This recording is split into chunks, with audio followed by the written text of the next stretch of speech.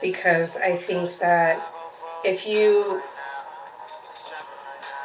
even going back to spiritually, the definition of love. Love is patient, love is kind, it does not boast, it is not envious. All the things that we are taught to recognize, to identify as physical evidence of love, none of them include causing that person to hurt, causing that person harm. And so we may at times unintentionally hurt someone, but out of love we would do everything that we could to heal or protect or to make better. But to get so angry that I remember I was pregnant with Bree, and I remember my partner at that time choking me to the point that I couldn't breathe. That's not love. That's not love in any form. But to stay in hopes that, well, knowing I've lost my family support, I've lost everything else that I had, this person loves me. That's why she's so agitated. That's why, whatever has happened. And it's not a form of love. We have to get back to teaching our girls and teaching ourselves how to recognize what love is.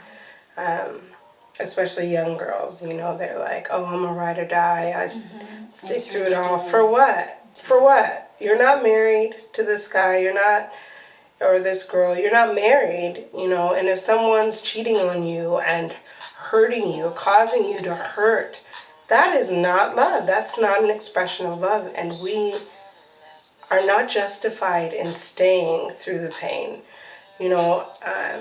When we get married, we stay, through things that are difficult. We stay when there's been a mistake made. But to continuously cause violence or cause harm to someone else is not a mistake. It's a trait that's not going to change. And it's not something that you ride or die through. It's something you leave, because you can die.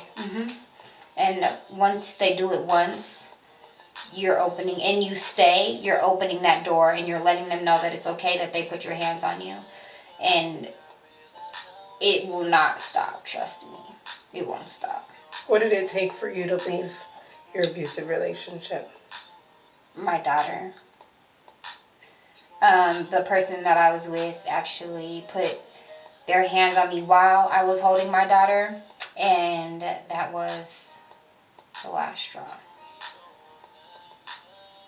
Because I don't want my daughter to see that and be like, it's okay.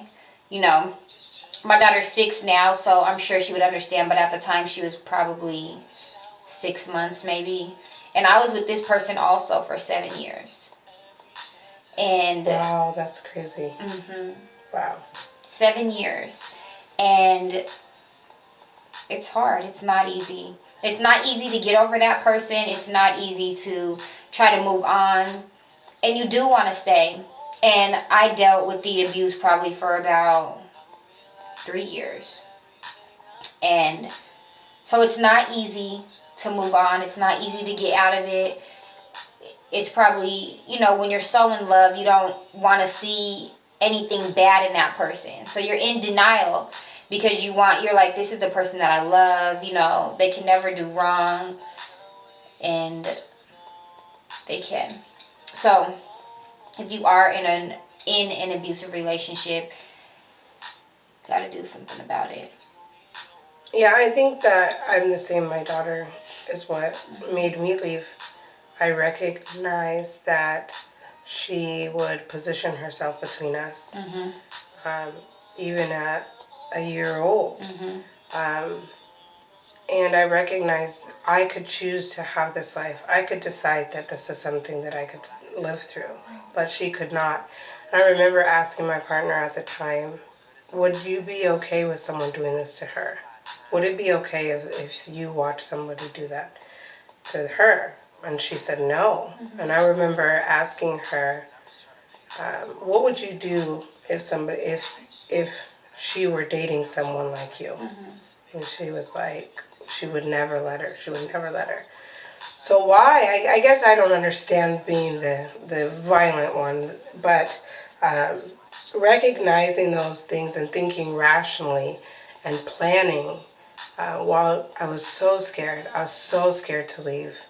I was more scared than anything.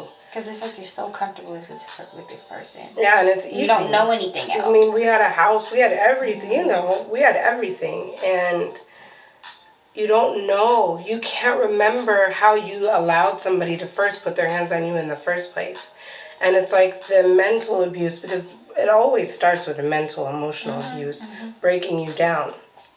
And you can't remember, how did I become this girl that allows someone to put their hands on me? How did I, because I wasn't her before. And so trying to find yourself again, find out who you were and how you were strong enough to be that person without this other person in your life. It was the scariest thing that I ever did. And like I said, I had to do it more than once. I had to leave more than once to finally leave and be okay, to finally leave and stand up on my own 2 feet. So if it takes you 1,000,000 times to leave, that's okay. I remember being embarrassed, you know, the embarrassment of here I am again to ask for help. But I remember just not asking anymore because I didn't want anybody to know that I needed help. And that's also a problem.